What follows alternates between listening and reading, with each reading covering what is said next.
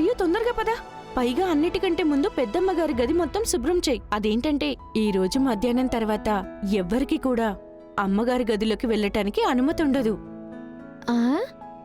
కానీ ఎందుకు? దానికి సమాధానమైతే నా దగ్గర కూడా లేదు. కానీ ప్రతి సంవత్సరం అట్ల తద్ది రోజున మధ్యాహ్నం సమయంలో అమ్మగారి గది తలుపులు మూసివేస్తారు.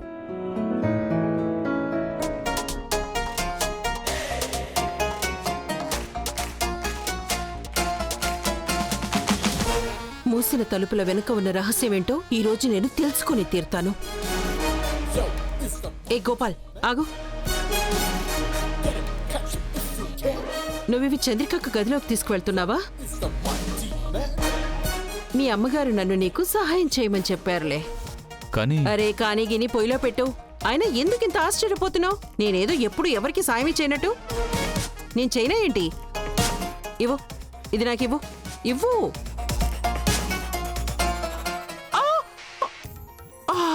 శ్రీరామచంద్ర, ఏంటో ఏ ఆలీబాబా నిధిని ఇందులో దాచారో ఏమిటో.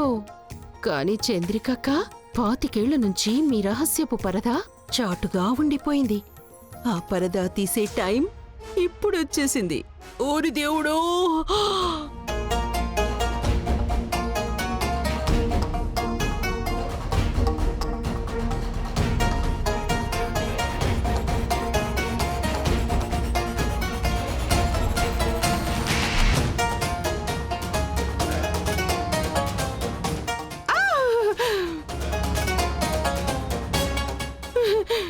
సారికా,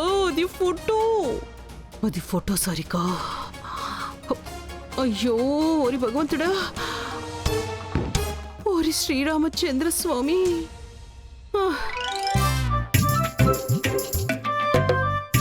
4 పెట్టెల నిండా నిధిని దాచారా? ఏంటంత ఆలోచిస్తున్నా సరికా? తెరిచి చూసేస్తాం కదా.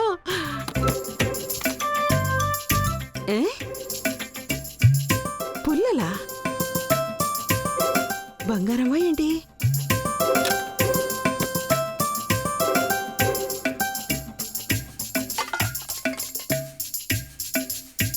ఇత్తడి రాగి గిన్నెలా?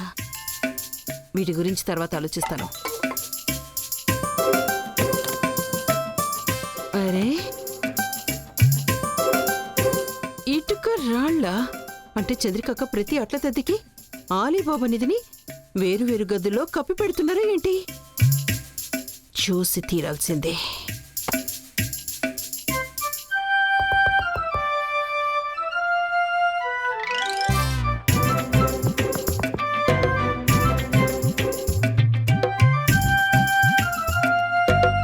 ఏమైనా వెతుకుతున్నావా సారిక?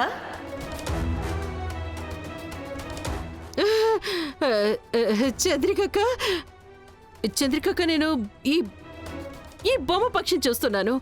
ఇది బంగారందా ఏంటి?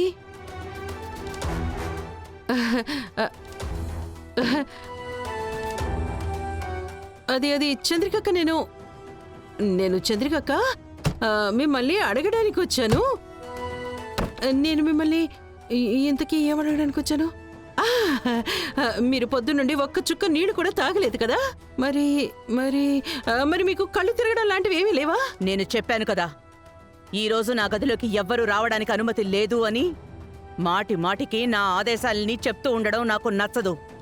క్షమించండి అక్క, నేను మళ్ళీ పొరపాటు చేసేసాను. మళ్ళీ తప్పు చేసేసాను. అంటే నేను పొద్దున్నుంచి ఏమీ తినలేదు కదా, అందుకే నేనేం చేస్తున్నానో నాకే తెలియట్లేదు.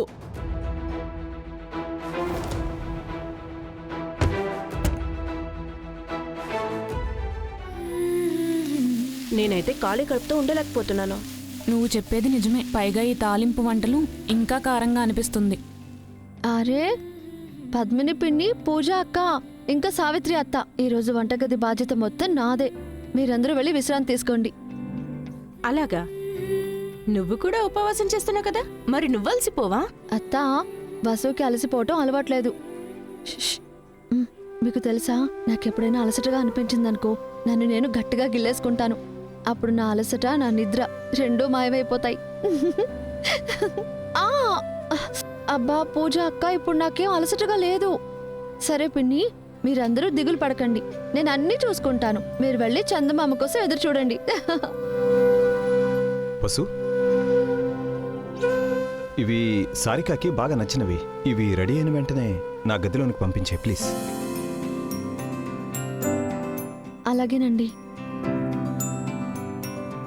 అత్తా, నాకేమనిపిస్తుందో తెలుసా?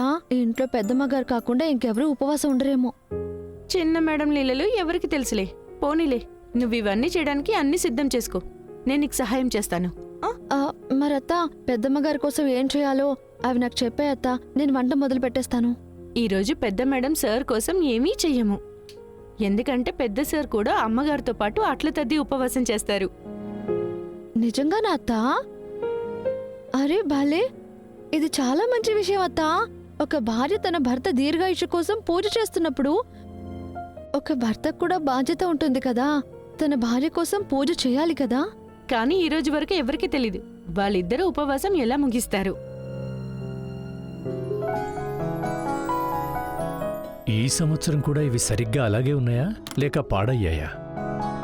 ఏమండి, వీటిలో మన గతం, మన అనుభూతులు, మన వాగ్దానాలు ముడిపడున్నాయి. మరి నేను వీటిని ఎలా పాడవనిస్తాను?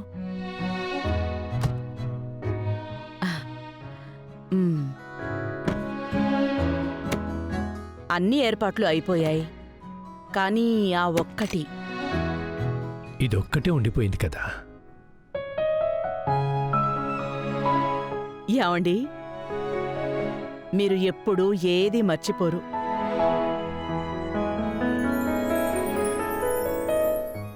అరే, నిదానంగానండి. మీకు చెప్పాను కదా నేను, మీ ఆరోగ్యం బాగోలేదు, ఈ సంవత్సరం మీరు ఉపవాసం చెయ్యొద్దని. నువ్వందుకు ఒప్పుకుంటే నేను ఒప్పుకునేవాణ్ణి. అరే చందు, నాకు కూడా భగవంతుడి నుండి గ్యారంటీ కావాలి కదా. మరో 7 జన్మల పాటు నువ్వే నా భార్యవ్వాలని. ఏమండి, ఇన్నేళ్ల పద్ధతి చంద్రిక గారు ఈ చిన్న చిన్న ఎదురు దెబ్బలకు పడిపోతుందా ఏంటి? కానివ్వండి చంద్రిక గారు, ఇక తర్వాత పనులు కూడా మొదలు పెట్టండి.